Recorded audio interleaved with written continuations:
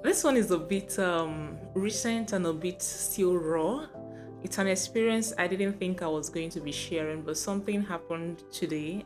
I saw something on social media today, and I said, nah, you guys are going to benefit from this. Okay, so today I would just want to talk to us on bullies, right? We think that maybe after school and when we graduated from high school that we had graduated from meeting bullies, but bullies show up every day, don't they?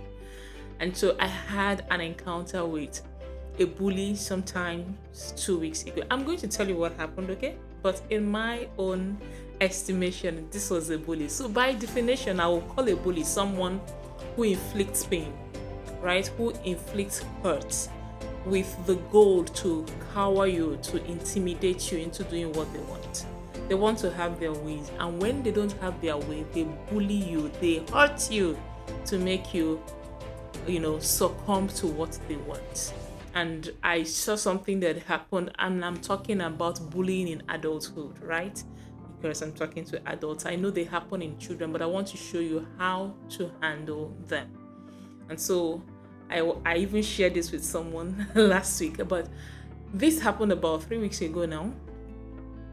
Okay, for those of you who know, I work in the healthcare industry, and there was this, client, somebody I was supposed to be giving service to, and the person didn't like the outcome of the particular care that he received.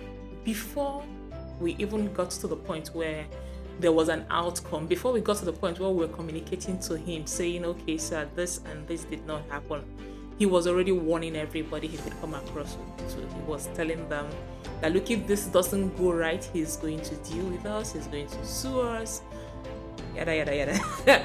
All right, so the first time there was a complaint that this person didn't like the care he got, I had a meeting with him myself, and I tried to assure him, because in this line of work, most times I understand that people need to be told that things are okay, because we have more information than they do, and we know the extent to which it is okay. And I tried to pass across that assurance, and at that first meeting he seemed okay with it, until somewhere along the line he didn't seem okay with it, and he had that second call with me. It was in this second call with me that things got really alright, because I couldn't get a word out without him telling me that he's going to deal with us. He's going to make sure that this doesn't, repeat itself. He was going to put us in our place. And at some point I said, excuse me, sir. That's not why I'm calling you. I'm calling you because I'm trying to fix this. I'm not calling you because I need you to back down on all these threats you were making. So at that point, he got very vicious and very angry. That's another thing you need to know about bullies. The moment you stand up to them, they are used to having their way with things, you see. And so the moment you stand up to them, the moment you push back, you are in for it. They are going to unleash their greatest wrath. And now, this gist is about me, really, because I cannot tell as to what was going on in the mind of that young man. So I'm telling you about how bullies can affect you, how it affected me, and what you can do about it. And so at this point, this guy was very angry. He started calling me names. All right? He started calling me all sorts of names. But here is the thing. Somewhere along the line, while he was doing all of this guy said some words to me. This guy said, I'm going to deal with you. He said to me, by the time I am done with you in this town, if you hear my name, if you hear the name of anybody from my part of town, if you hear court, if you hear that somebody's about to sue you, you are going to get on your knees. I'm going to shake you down to your knees. This guy said words to me. And I'm sure he was angry, but I don't want to go so much deep into what was going on in his psyche. But I want to tell you what happened to me after I dropped that call. When this guy was done talking and he put down the phone, there was quiet. See, let me explain it to you the way it happened. I felt like something cold was dropped into my stomach. I felt something catch my intestines in their hands. I felt shook. I I wish I could explain it to you. I felt coldness pass from my ears, the surface of my skin. I felt it change temperature. All of a sudden, I can't explain what was going into my mind, but I know how fear descends, and fear came and wrapped me like a baby. Was like, come, come, come, come, come, I got you. And I allowed myself, lean into fear. The guy said certain things to me. He gave me the name of he gave me the name of the law firm, and he said I should go Google this law firm and see what they've done to people, right? And to see what my end will be when he was done speaking with me. And so I leaned into fear.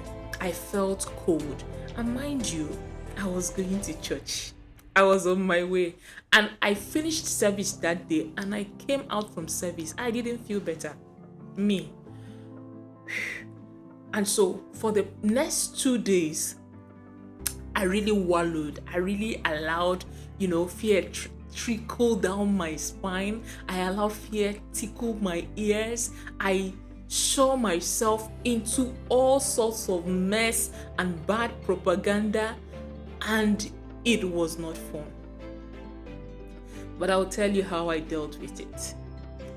It got me. It shouldn't have gotten me. That's the first problem. It should not have gotten me. In a prepared state of mind, I should not have succumbed to mere words. But that guy had a way in which he delivered these words that it got me. And so for the next 2 days, I could say 2 days because this was a Wednesday, Thursday, Friday. It was on Saturday that I had time because I rushed out to work. I come back late. It was on Saturday. And I went in and I started praying about this. And of course, the first prayers were just, jittering, God, what kind of nonsense, and in fear. And then I started reading the Bible. And then all of a sudden, I was at, 1 Kings 17 or so, where Elijah had killed those prophets of Baal and done all those things. And Jezebel reached out to Elijah. And Jezebel told him, may God deal with me if I don't have you like one of those people that you have killed. And the Bible said that Elijah saw it. Wait, Jezebel said something and Elijah saw what Jezebel... that described my state. I saw what this guy was saying. I saw it. Right? And Elijah saw what Jezebel said. And he took his servant and they traveled some distance, and he left his servant in one village, and Elijah continued trekking. Elijah trekked for 3 days, the Bible says, and then he got to the foot of a tree and said, God, you know what? Kill me. I'm not better than my fathers. Let this end here. And for once, I could relate with this. At this junction, I want to tell you that anything that gives you fear is the devil. You can address it as the enemy. You can address it as Jezebel. If you are a child of God, if you are walking in the counsel of God, anything that gives you trepidation, that intimidates you, feel free to address it as aggressively as you can. It is not from God. All that guy did was send me words, just like Jezebel sent Elijah words. And he did not do anything. I promise you, till now, I haven't heard from this guy. But in those 2 days, those words were enough. And I started moving around. Just in the power of those words. I think I dropped a post at that time saying that when the devil wants to deal with you, he sends you words, right? So Elijah was under this tree, and an angel came to him and said, Elijah, get up, eat. And that was my word at that time. Get up, eat. And so I had to look at my spiritual nutrition. What have I been eating? How well fed have I been? Have I been eating well? The angel said, Elijah, get up, eat. Twice. Elijah finished eating. He said, get up again, eat, you have a journey.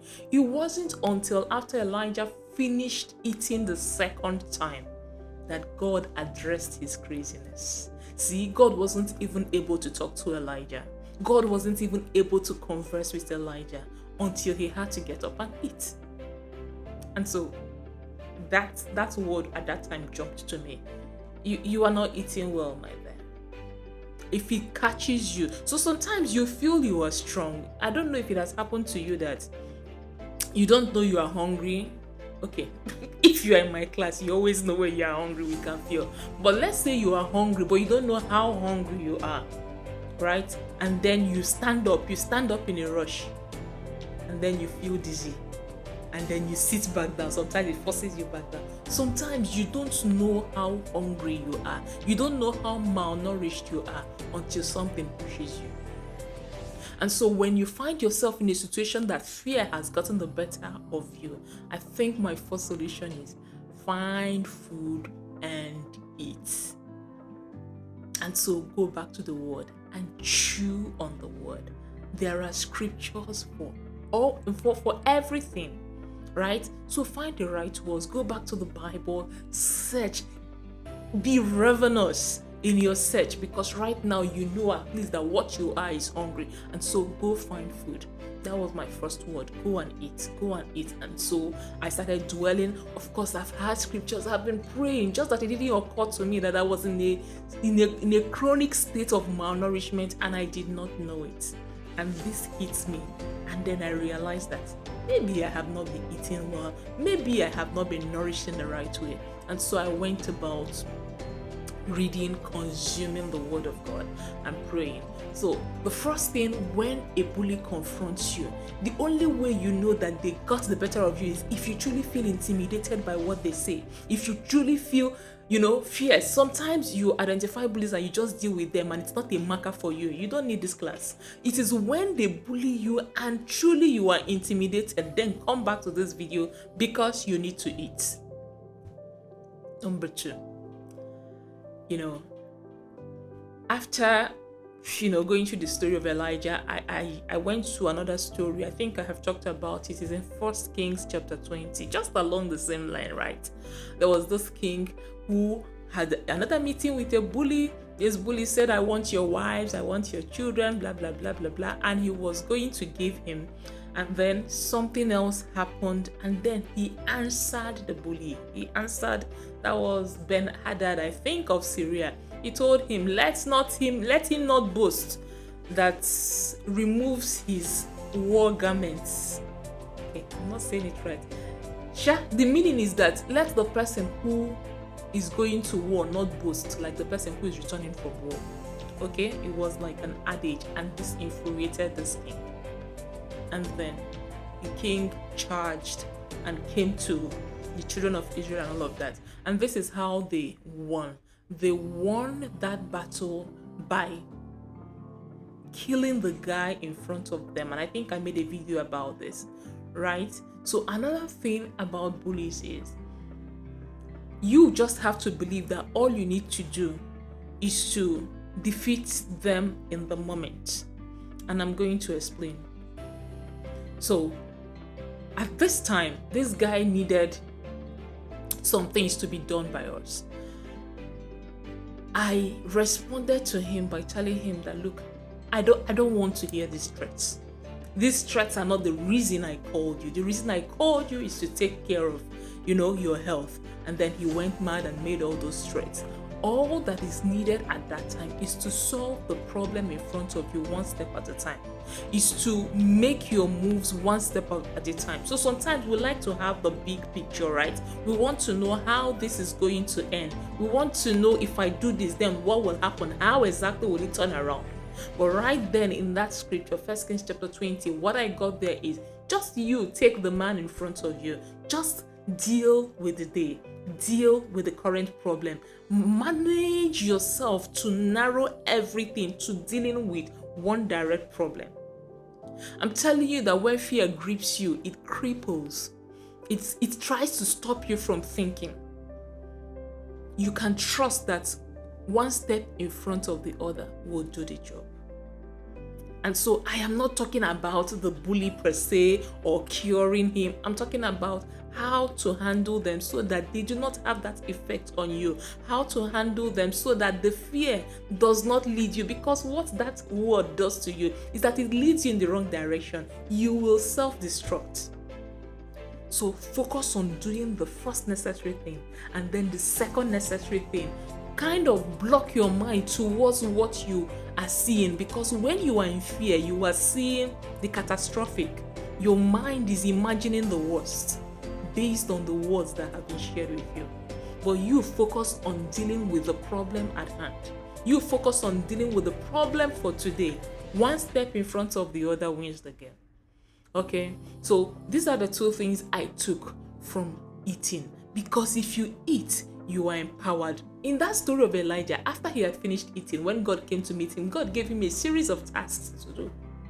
And so when fear comes and it kind of incapacitates you, figure out the one thing that you're supposed to do per time and just focus your energy on doing it if it is all that you do. And keep moving. And finally, I want to say that there is a place for standing up to bullies. It's not in every situation. It's not in every place. There are times you don't want to go get so messy, but there is a place for giving a response, for saying, excuse me, don't boast like that. Excuse me, don't threaten me. It infuriates them, and if they have even a little power, they are going to release it on you. So you need to measure your responses. You need to make sure that they are calm, but there are places, there are times when you need to stand up to them, when you need to say a word. The word you are saying is not just to infuriate them, is to, put a stop to the tirade. Okay, so there is a place for that. But the major two things is that when somebody meets you and they can take you and shake you and sift you, it is very likely that you are hungry, you are lightweight. I may be saying that at that time I was caught lightweight. Yes, you don't know your state until something comes to shake you, and so that happens and we don't know. But you make sure that you are well fed. If you are well fed, there are few things people can say to you that will shake you. You will look at them and you can take your eyes away from the rant and focus on the problem and solve the problem, especially if you're in the service industry like me. But when you are hungry, mentally and spiritually, things can take you off your feet. And so this is it on bullies. I just heard, I was on social media and somebody else, was complaining about something that somebody said to them and how it affected them. And trust me, I do not have any other cure but to say, go and soak up on the word. There is a way the word provides security for you. There is a way that it provides buffering for you. Based on my proper understanding of the word, I could see how small that guy was. Honestly, it was like a child ranting, and I took it at face value and I started running with it. So it has not changed anything in the physical, but what it has changed is in my mind. I now know that there is no reason for me to have been that shook about what the guy said. So it's really about a mind reconditioning, right? And your mind has food of its own, and that food is in the word, right? I'll come back on this because thinking about it, there is some indignation, if you will say, rising up as to how somebody can say something and it sends you rattling and it sends you like a rat running around for cover. It should not be. Because all the person has at that time is the word which he has said. He doesn't have anything for sure except the word that he's saying based on the confidence in his mind. And so the confidence in your mind is supposed to meet that word midway. It's not supposed to settle. Well, it did for me, and I'm hoping that it will not for you. This video is getting long. Thank you very much for watching to this point.